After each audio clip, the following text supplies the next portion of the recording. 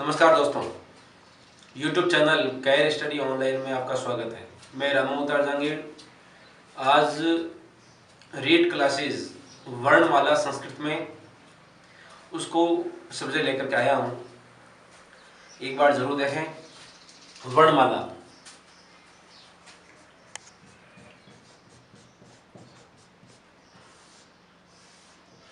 वर्णमाला क्या है? जैसे वर्ण प्लस माला। पहले इसको समझना बहुत जरूरी है। वर्ण क्या है और माला क्या है? वर्ण तो वह है जिनके हम टुकड़े नहीं कर सकते, जिनके टुकड़े नहीं कर सकते हैं।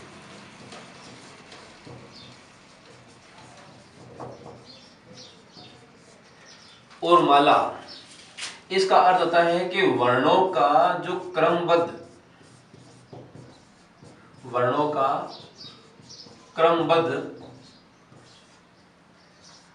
समूह, ये कहलाएगा वर्णमाला।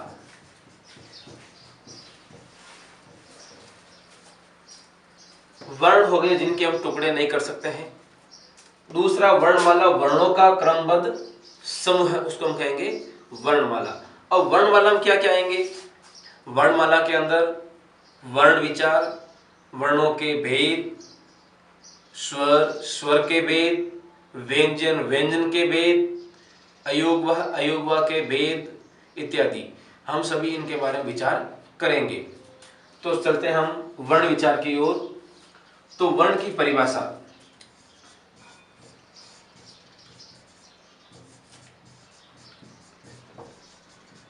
अब वर्ण की परिभाषा क्या है?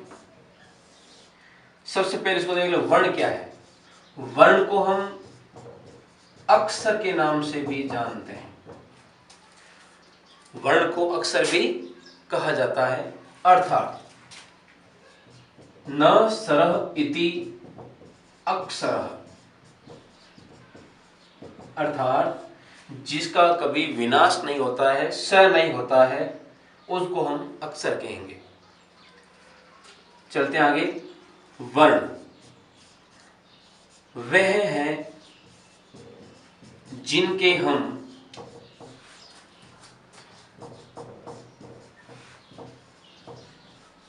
टुकड़े नहीं कर सकते हैं, जिनके हम टुकड़े नहीं कर सकते हैं, उन्हें हम वर्ण कहेंगे। उन्हें वर्ण कहा जाता है। अब वर्णों का टुकड़े कैसे नहीं कर सकते हैं? जैसे एक शब्द है गणेश उत्सव, गणेश उत्सव या गणेश उत्सव, जिस इनका वर्ण विन्यास करेंगे हम,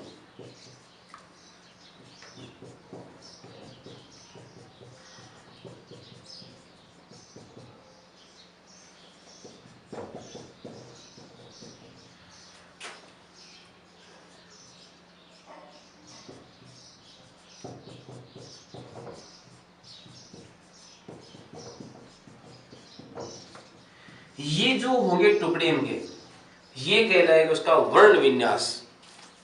ये क्या कहलाएगा? वर्ण विन्यास।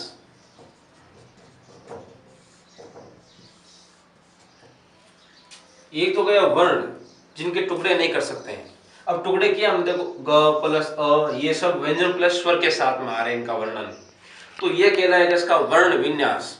तो इस प्रकार से वर्ण की परिभाषा हो गई कि वर्ण वह है जिनके हम टुकड़े नहीं कर सकते हैं, अर्थात सार्थक ध्वनि।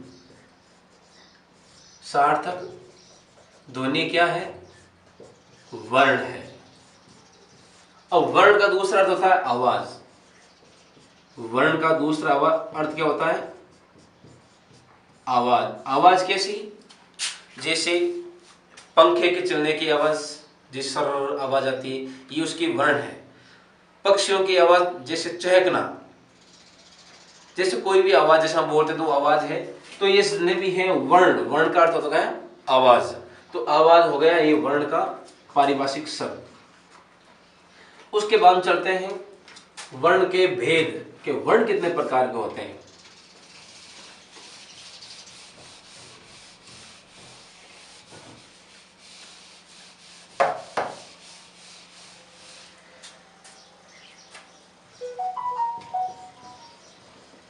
वर्ण के भेद।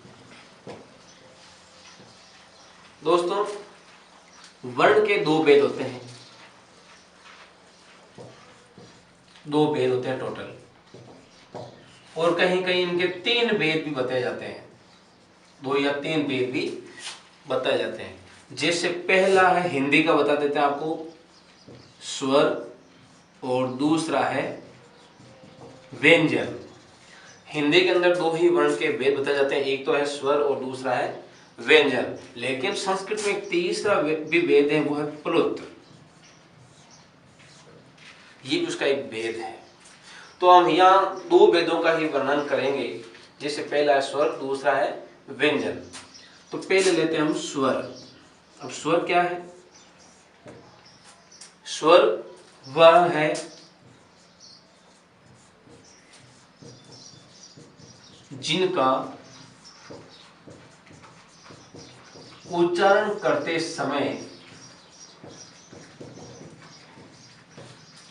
करते समय हवा मुंह के माध्यम से प्रवेश करती है तथा स्वरों का उच्चारण करती है। अब स्वर के भेद कौन कौन से हैं? जैसे पहला आता है ह्रस्व स्वर। ह्रस्व स्वर का अर्थ होता है जिसके अंदर एक मात्रा का बोध हो, एक मात्रा का बोध हो, यानी कि एक मात्रा का मतलब हो गया कि उच्चारण करते समय हमें थोड़ा समय लगे। जैसे अ, अर्थात यहां इसको सुनना बहुत जरूरी है, एक मात्रा। और संस्कृत में कहा भी गया है कि एक मात्रे भवेद ह्रस्व, द्विमात्रे भवेद दीर्घ, और त्रिमात्रे भवेद प्लुतो इति संज्ञे स्वरः। तो इसका अर्थ हो गया, अर्थात जिसमें एक मात्रा का बोध हो, यानी जिसके उच्चारण में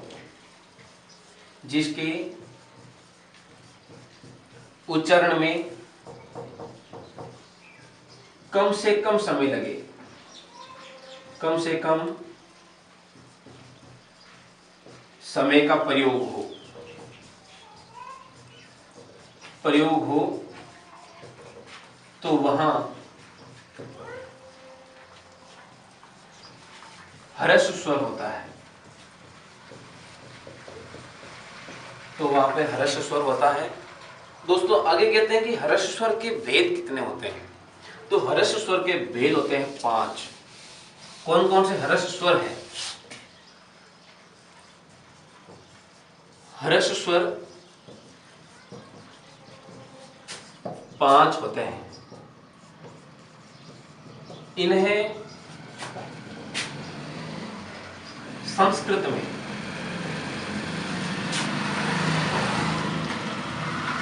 मूल स्वर भी कहा जाता है, मूल स्वर भी कहा जाता है। जैसे ये 5 स्वर हैं, अ, ई, उ, री और रे। ये 5 है ह्रस्व स्वर। इनको हम मूल स्वर के नाम से भी कहते हैं। ये तो हो गए अपने मूल स्वर या ह्रस्व स्वर। चलो आगे चलते हैं कि स्वर, ह्रस्व स्वर 5 हो गए जिनको हम मूल स्वर के नाम से भी जानते हैं। अब मूल स्वर कौन कौन से? एक तो हो गया अ, ई, उ, री।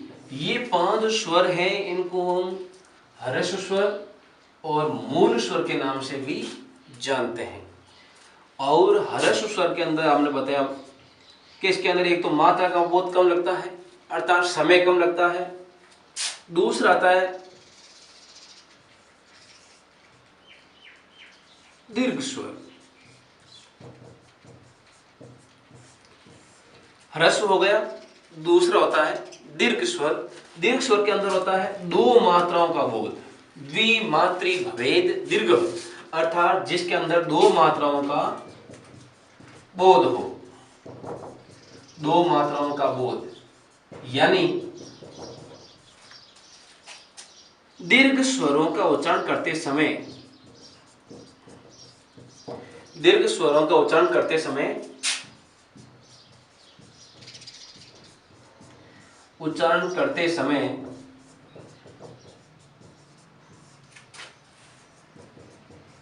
ह्रस्व स्वरों से दुगुना समय लगता है।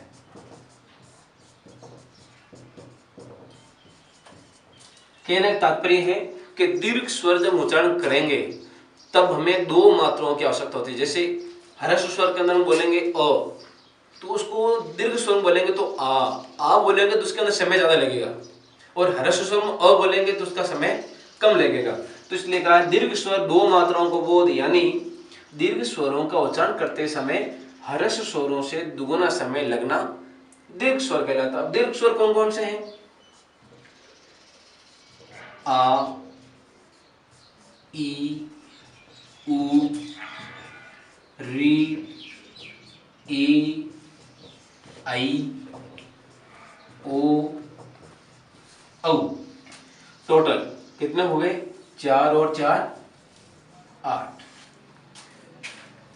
तो दोस्तों संस्कृत में दीर्घ स्वरों की संख्या होती है 8, मूल स्वर होते हैं 5।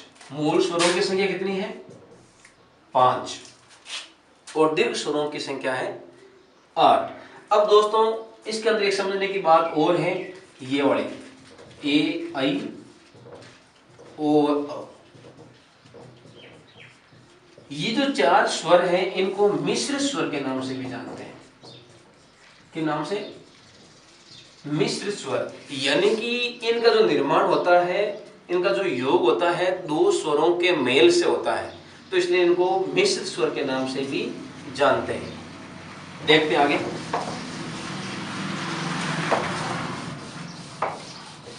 अब मिश्र स्वर कैसे बने? जैसे अ प्लस ई, इसके योग से बना ए, अ प्लस ए, इसके योग से बना ऐ, अ प्लस उ, इसके योग से बना है ओ, और अ प्लस ओ, और इनके योग से बना है औ। तो इनको हम मिश्र स्वर के नाम से जानेंगे, और कहीं कहीं इनको संयुक्त स्वर भी कहते हैं। मिश्र स्वर या संयुक्त स्वर। अब दोस्तों सवाल आता है यहाँ पे एग्जाम के अंदर, रेट के एग्जाम में, कि संयुक्त स्वर कौन से हैं और या मिश्र स्वर कौन से हैं। तो आपको ये बताना है कि मिश्र स्वर ए, आई, ओ, औ, ये 4 स्वर हैं वो संयुक्त स्वर कहलाते हैं, जिनका निर्माण दो स्वरों के योग से होता है। अब देखो दोस्तों इसके अंदर क्या आ रहा है, यानी कि अ और ई यहां पे हो रहा है गुण, और यहां पे क्या हो रहा है? अ प्लस ए से वृद्धि। तो यहां पर हम देखेंगे कि एक संधि के अंदर तो हो रहा है गुण संधि, और दूसरे के अंदर हो रही है वृद्धि। वापिस वही सिस्टम यहाँ पे है, अ प्लस उ से हो रहा है गुण, और अ प्लस ओ से हो रहा है वृद्धि। तो दो स्वरों के अंदर तो होगी गुण संधि, और दो के अंदर होगी वृद्धि संधि। तो इस प्रकार से ये जो 4 स्वर हैं वो मिश्रित स्वर के नाम से जानते हैं। तो इसको नोट में लिख लेते हैं।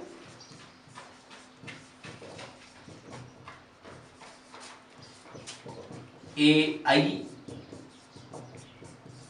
ओ, औ, ये 4 ये 4 स्वर मिश्रित या संयुक्त स्वर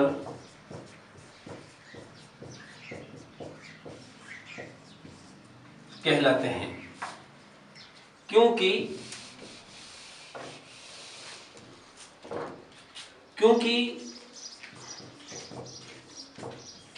इनका निर्माण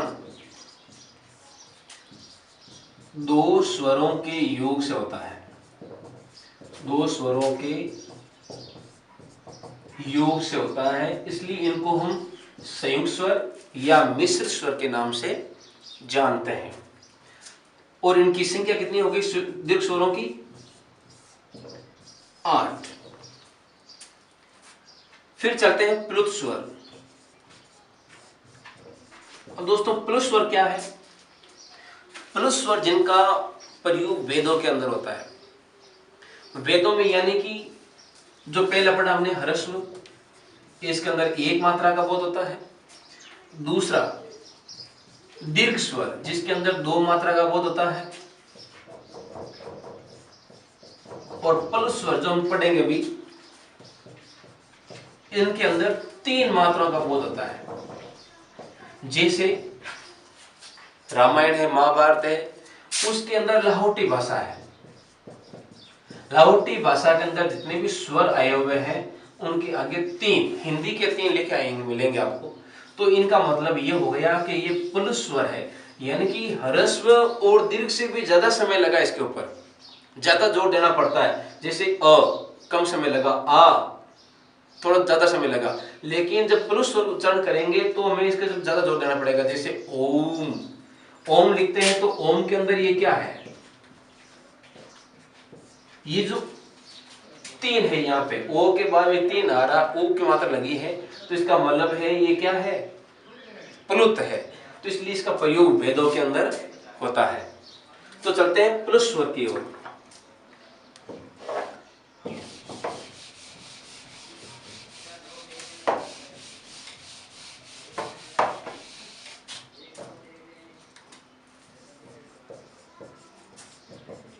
प्लुत स्वर क्या है?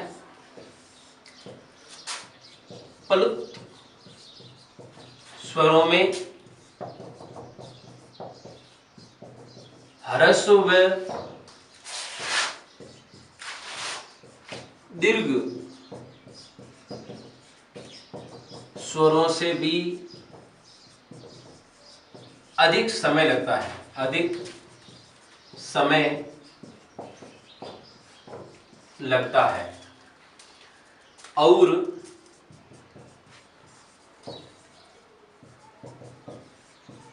इसके चिन्ह रूप में हम स्वर के आगे 3 लिख देंगे, जिसका तात्पर्य होता है कि ये प्लुत स्वर है। जैसे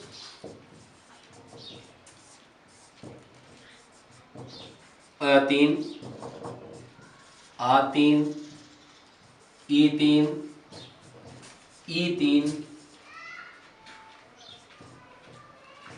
ओ3, ओ3, रे3, अ3, ऐ3,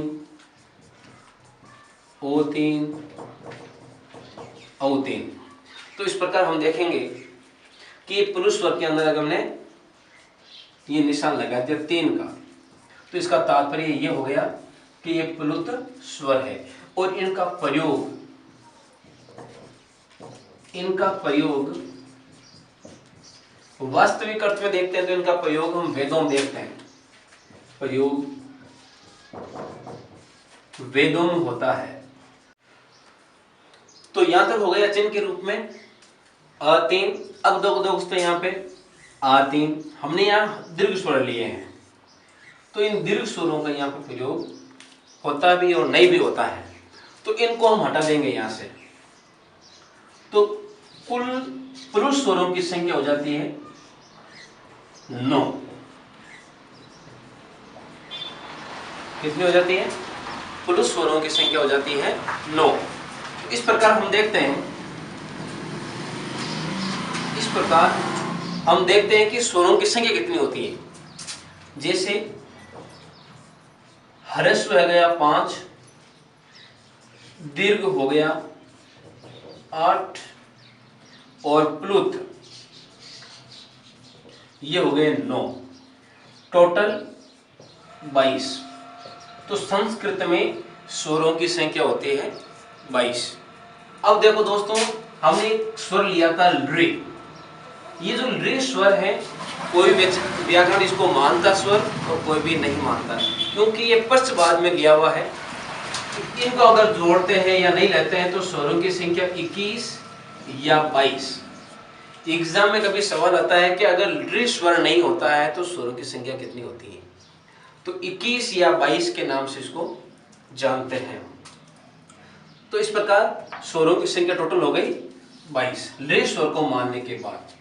5 हो गए ह्रस्व स्वर, जिनको हम मूल स्वर के नाम से भी जानते हैं। दीर्घ स्वर ये होते हैं 8, पढ़ लिया हमने। पुरुष स्वर, इनकी संख्या होती है 9 और इनका प्रयोग वेदों में होता है और चिन्ह रूप में हिंदी के ये 3 अक्षर लगाया जाता है। तो इस प्रकार ये हो गया अपना स्वर विवेचन। आगे चलते हैं व्यंजन के अंदर।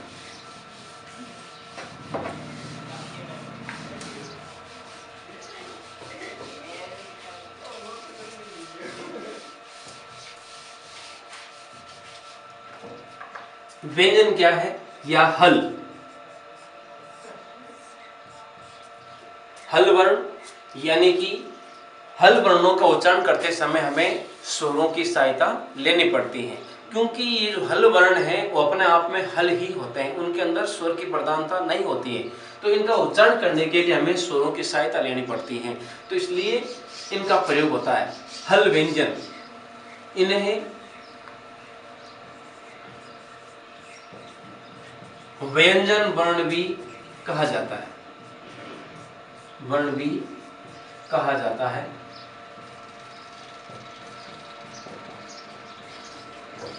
इनके अंदर स्वरों की प्रधानता नहीं होती है, इनका उच्चारण करते समय हमें स्वरों की सहायता लेनी पड़ती है। अर्थात हल वर्णों का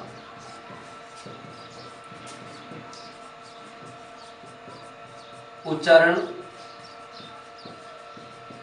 करते समय हमें स्वरों की सहायता लेनी पड़ती है।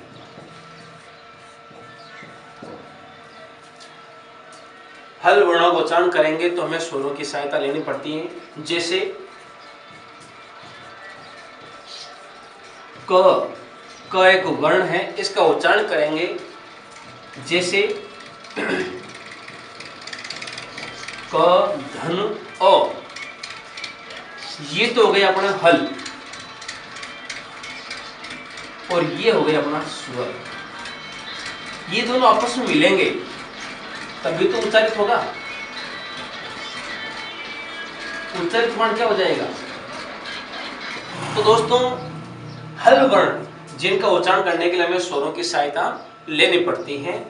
जैसे आगे देखते हैं, जो हल वर्ण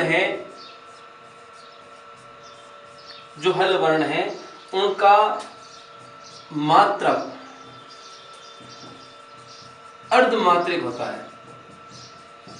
अर्धमात्रिक का मतलब होता है कि इसके अंदर समय कम लगता है, समय कम लगता है। क्यों समय कम लगता है? क्योंकि इसके अंदर स्वर नहीं होता है और स्वर नहीं होने के कारण से इसको अर्धमात्रिक कहा गया है। और जब इनके अंदर स्वर नहीं होता अर्थात स्वर रहित होता है, तब इसको हलंत के नाम से हम जानते हैं। जैसे रामम, रामम एक शब्द है, म के अंदर स्वर नहीं है, स्वर नहीं होने के कारण से इसको हम हलंत कर दिया। इस हलंत का मतलब ये होता है कि अर्धमात्रिक होता है, इसके अंदर स्वर नहीं है, और स्वर नहीं होने के कारण से इसको हम क्या कहेंगे, हलंत कहेंगे। हलंत का अर्थ होता है हल हो अंत में जिसके, क्या होता है, हल हो अंत में जिसके, हल क्या है, ये जिसके अंदर स्वर नहीं होता है वो हल होता है। अंत, अंत का मतलब म के अंदर, तो हलंत। रामम के अंदर अ नहीं है, स्वर नहीं है, इसलिए इसको हम क्या कहेंगे, हलंत कहेंगे। जैसे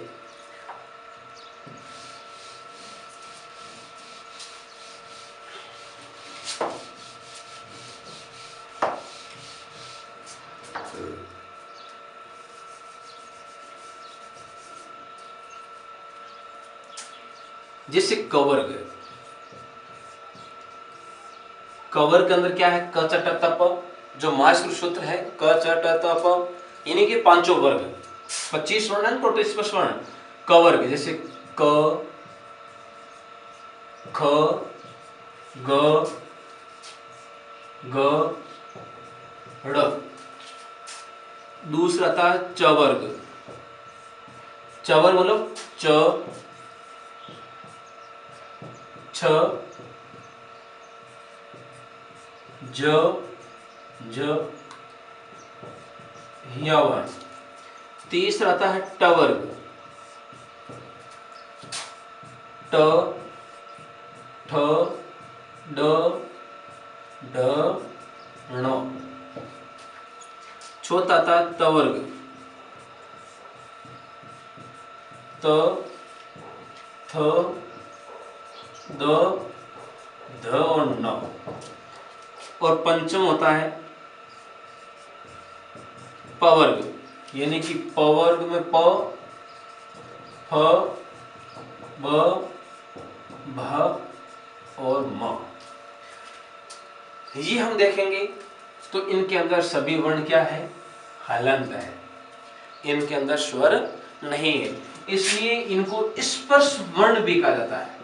आगे हम पढ़ेंगे, उच्चारण करेंगे, उच्चारण स्थान के अंदर इनका प्रयोग होगा। अक्कु विसर्जनम कंठ, यानी कि इनका उच्चारण जो है कंठ से होता है, तालु से होता है, मूर्धा से होता है, अलग अलग उच्चारण स्थानों से इनका प्रयोग होता है।